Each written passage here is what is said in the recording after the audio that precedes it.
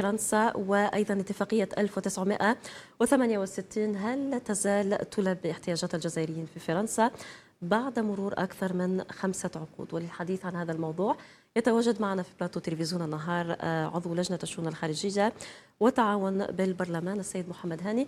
محمد صباح الخير وأهلا بك. صباح الخير، شكرا للاستضافة الأخ. شكرا على تلبية الدعوة. إذن كما أشرت إليه في العناوين إكزافيي دريونكور مرة أخرى il dépasse les limites، يعني صرح قام بتصريحات يعني لا يمكن وصفها، يعني تحدث عن طالب بإلغاء اتفاقية 1968. هذا ليس بالجديد، لكن اليوم جاء بتصريح جديد وهو إغلاق القنصليات الجزائرية المتواجدة في فرنسا. الشيء اللي نقولوا على دريونكور أولا، عودنا بهذه التصريحات العديانية من تجاه الجزائر. C'est des discours de haine et d'agressivité et d'attaque envers l'Algérie. هنا السؤال اللي نطرحه الأخت سميرة، هذا السيد دريونكور كان سفير في الجزائر ودار زوج يعني دو باساج ان طونك امباسادور على الجي. سي كوا سي اوبجيكتيف؟ ما هو اهداف التصريحات اللي دارهم؟ تصريحات يعني سي لا كيسيون، سي لا كيسيون que tout le monde se pose aujourd'hui. La réalité c'est quelle est l'intention de M. Drioncourt quand il s'attaque de cette manière vers l'Algérie? Donc des déclarations pareilles, quand on parle des accords de décembre 1968, qui ont été revus à 3 reprises des 2 côtés, c'est un accord qui est soumis au droit international. Aussi Drioncourt يقول لك حنا نراجعوا شكون انت يا سيدي. Vous êtes qui? Est-ce que vous parlez justement? Est-ce que vous parlez au nom de la France officielle? Est-ce que vous êtes chargé d'une mission par les autorités françaises? Et si c'est le cas, il faut le dire et l'assumer. الشيء اللي نعرفه اليوم انه موجود سفير فرنسي في الجزائر. حنا الجزائر ما عندناش سفير في فرنسا، قام استدعائه من طرف السيد رئيس الجمهورية، قرار سيادي. C'est une prise de position courageuse et que nous soutenons. Maintenant, la question qu'il faut se poser, pour qui travaille M. Drioncourt? Nous connaissons l'entourage politique et ses alliances politiques. Et ce genre de discours, quand aujourd'hui, on parle... tout le monde le relie à l'extrême droite, d'ailleurs. Exactement, oui. Exactement. C'est affirmé, c'est confirmé. Il n'y a qu'à voir ces dernières déclarations concernant l'essayiste écrivain Boualem Sansal, qui est très proche de l'extrême droite. C'est des discours de haine relayés par l'extrême droite. Maintenant, si c'est le porte-parole de l'extrême droite qui le dit, qu'ils le disent plutôt, et qu'il l'affiche clairement. حنا الشيء اللي نشوفه اليوم انه دريونكور عنده خطه عمل ولا يخدم اجنبه يعني دي بارتي فرونسي que ce soit politique ou autre. والشيء اللي نلاحظوه اليوم quand il se permet de dire nous remettons en cause les accords de 68. D'une, on va lui répondre encore une fois que c'est un accord international, donc il est surélevé par rapport au droit français. De deux, il a parlé de la Convention de Vienne, certes qui existe, mais si une partie décide de le faire unilatéralement, ça veut dire que c'est une déclaration de guerre. الشيء اللي وصلنا على الكلام اللي قالوا على القنصليات. اليوم الجزائر عندها اكثر من 20 قنصليه في فرنسا. عندنا جاليه قويه. نعطيك مثال تاع الجار السوء المغرب. لما كان يعني قطع العلاقات، الجزائر خمت على المواطنين. Elle a gardé son activité consulaire pour accompagner les Algériens qui résident au Maroc.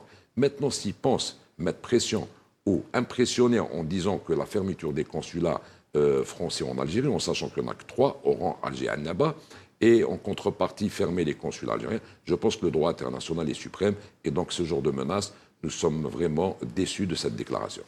Mais de là à demander quand même la fermeture des consulats algériens en France, c'est tout de même grave. Non, plus loin, il a parlé de rupture diplomatique. Il s'est basé sur la première page d'un de vos collègues de la presse écrite et qui a parlé d'une éventuelle rupture. Et ça, c'était une supposition, parce qu'aujourd'hui, nous constatons une chose, c'est que les attaques viennent de l'autre côté de la rive et non pas d'Alger.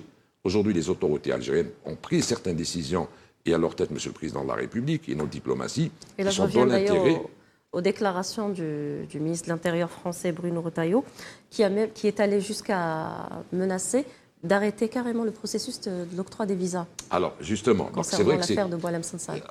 Encore une réaction un peu surprenante. Oui. Exactement. Là, on parle du ministre de l'Intérieur qui est officiel et qui a été reconduit dans le gouvernement de Bayrou. Donc, est-ce qu'il pense vraiment menacer les Algériens avec cette histoire de visa? Nous parlons d'un visa Schengen. Donc, aujourd'hui, tous les pays européens sont concernés. Donc, ces pressions qui ne sont pas des pressions en vérité, parce que ça reste une décision souveraine des Français. S'ils veulent suspendre les visas, c'est leur... j'allais dire, c'est leur droit. Mais un petit rappel, c'est que nous disposons d'une communauté très importante. Il y a des familles qui sont amenées à se déplacer en France pour voir leur famille. Donc, c'est un point qu'on ne peut pas nier.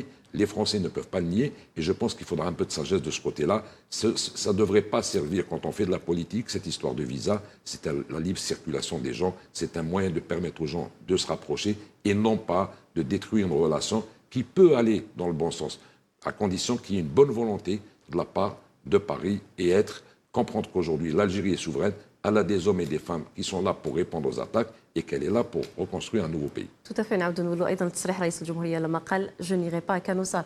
يعني محمد اليوم الجزائر اصبحت تعتمد على التعامل على النديه يعني cela semble déranger. Ça dérange énormément et c'est ce qu'on dit à chaque fois.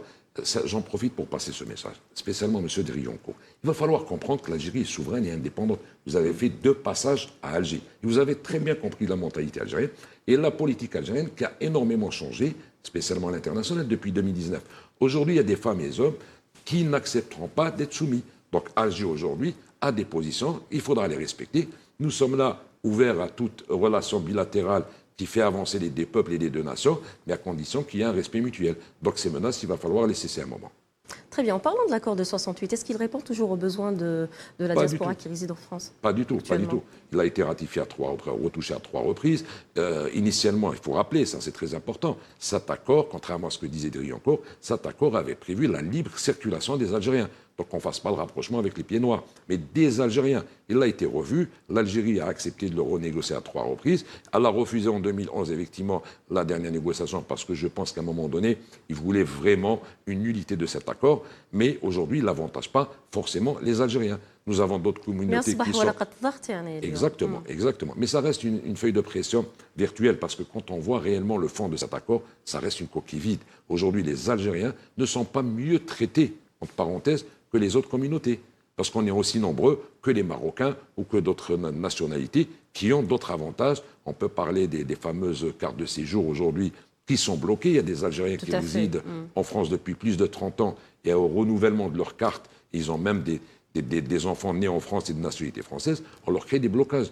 Tous ces points-là, on les considère de la part de certaines personnes en France comme moyen de pression. Et ça ne marche pas avec l'Algérie. Tout à fait. Si la France procède aujourd'hui à l'annulation de l'accord de 68, quelles seraient les conséquences pour la communauté algérienne résidant en France? D'une, ils ne peuvent pas l'annuler de cette manière-là, même certes que s'ils le font d'une manière unilatérale, ça va être vraiment une déclaration hostile à l'Algérie. Donc je pense qu'il y a un droit international à respect. Et puis l'impact, entre parenthèses, ça va. Peut-être on sera soumis, comme tout le monde, à payer une taxe pour les titres de séjour en France, parce que les Algériens sont exonérés.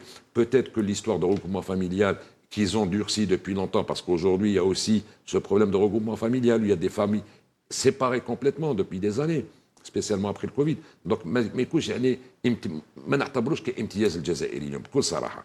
ما كانش امتياز الجزائريين، كان في وقته، ولكن منذ سنوات هذه الاتفاقية فرغت من الطابع تاعها الحقيقي. يعني ما راح يكون عندها تأثير على la communauté. Non, je suis convaincu que ça ne va pas impacter. Aujourd'hui, nous sommes à la 4e génération de notre communauté. Donc, réellement sur le terrain, c'est un moyen de pression qu'ils essaient d'utiliser. Mais je vous dis honnêtement, je ne pense pas que ce qui reste comme article ne vaut pas le coup d'en faire autant de... لكن لماذا شخصيات مثل ربما كزافيي دريونكور، إريك زيمور والعديد من الشخصيات المتواجدة اليوم في فرنسا يعني elles s'attaquent à l'Algérie? Ils ne ratent pas une occasion pour mettre de l'huile sur le feu. Pour être honnête, ils sont 2 ou 3 à s'attaquer de cette manière-là, comme diplomates, parce qu'aujourd'hui, il ne faut pas nier aussi qu'il y a eu des ambassadeurs français qui sont passés à Alger, qui ont toujours respecté les Algériens et l'Algérie. Et aujourd'hui, ces attaques, à titre personnel, je les considère déjà comme attaques envers les Algériens. Maintenant, est-ce qu'il a une vengeance à prendre? C'est son problème personnel. Mais aujourd'hui, en tant que diplomate, à la retraite, se permettre sur des plateaux et sur des radios françaises et même étrangères s'attaquer de cette manière aux Algériens et à l'Algérie, je pense qu'il va falloir revoir sa copie. L'Algérie aujourd'hui, elle a de quoi répondre et aucune pression ne sera acceptée, comme il a dit M. le Président de la République, Abdelmadjid Tebboune. Ce n'est pas un hashtag, ce n'est pas une pression sur les presses, ce n'est pas les fake news qui vont nous déstabiliser aujourd'hui. لكن لما نتحدث ربما عن التصريحات الأخيرة لكزافيي دريونكور، إريك زيمور، يعني هل يمكن قول أنها ربما سي une réaction officielle? Elle est masquée, parce que si on lit les 2 bouts, on a parlé de l'extrême droite et sa proximité avec Drioncourt. C'est clair qu'aujourd'hui, l'extrême droite pèse sur l'échiquier politique français. Il n'y a qu'à voir aux dernières législatives, c'est 11 millions de voix, on n'est pas très loin des élections présidentielles en France et dans 2 ans. De la même manière, la scène politique, elle est déstabilisée en France, on parle d'une destitution du président français, donc toutes les portes sont ouvertes. Aujourd'hui, cette alliance avec le diable, je pense qu'il a des calculs. Je peux même vous dire, dans les coulisses, qui se dit au niveau de la politique française, que Drioncourt espérait un portefeuille de ministre des Affaires étrangères lors du dernier remaniement. Donc, avec sa proximité avec le Front National, le Rassemblement National, les autres partis d'extrême droite, il essaye de surfer sur la vague كما نقولوا بالعربيه الركوب الموجه واظن انه ما يخدمش مصلحه فرنسا ما يخدمش مصلحه العلاقات الجزائريه الفرنسيه وان شاء الله ils vont prendre conscience au niveau des autorités françaises pour faire vraiment un haut-là à ce comportement inacceptable d'un ex-ambassadeur qui est censé être diplomate, mais nous connaissons aussi sa proximité avec ses services, les services étrangers français. D'accord. قلت لي أنه هذا c'est un ex-ambassadeur, mais il y a aussi la réaction du ministre des Affaires étrangères français, Parot. Il y a aussi la réaction, on prend aussi en considération la réaction du ministre de l'Intérieur français. Alors, là, c'est des réactions officielles tout de même. C'est une réaction officielle. Aujourd'hui, le ministre de l'Intérieur français a eu vraiment une déclaration, encore une fois, inacceptable, parce que d'une, c'est un manque de respect. Un grand pays qui s'appelle l'Algérie, qui a 1 heure de Marseille, Alger est à 1 heure de Marseille. De deux, un partenaire aujourd'hui qui est pivot sur la scène régionale et internationale. Donc, s'attaquer pour couvrir et justifier ce qui se passe en France, parce que moi, je les invite, et je l'ai dit lors d'une intervention à l'Assemblée nationale, où je dis qu'ils devraient faire le ménage au sein de leurs institutions. Aujourd'hui, une déclaration pareille du ministre de l'Intérieur, en sachant que la France est endettée à des taux très élevés par rapport au PIB. On parle de plus de 3 000 milliards d'euros. La situation sociale, elle est très tendue. La situation politique très tendue, avec une assemblée qui est encore divisée, et même avec l'installation de Bayrou comme chef du gouvernement, il y a encore cette instabilité. Et de la même manière, ils n'arrivent même pas à clôturer l'année, à faire des prévisions sur le budget 2025. Donc aujourd'hui, pour couvrir tout ça, il faut trouver un leurre, il faut trouver un sujet. Le sujet à la mode en ce moment, c'est l'Algérie. Eh ben, l'Algérie ne jouera pas ce jeu-là. Tout simplement. On parlera également de la situation politique en France actuelle. Très tendue, très tendue. Oui. Je rentre à peine de Paris. Nous sentons que j'ai eu le plaisir de rencontrer quelques hommes et femmes politiques d'un certain niveau et qui ont une vision très constructive et objective. Aujourd'hui, ils ne savent plus de quel bois se réchauffer. On parle comme par hasard d'hiver, mais ils ne savent plus de quel bois se réchauffer. Il y a deux extrêmes qui tirent de chacun de son côté. Un gouvernement installé, mais qui n'a pas la majorité parlementaire qu'il lui faut. Au niveau social, il y a une crise économique, une crise sociale. Les gens se posent énormément On sent réellement une tension dans les rues françaises.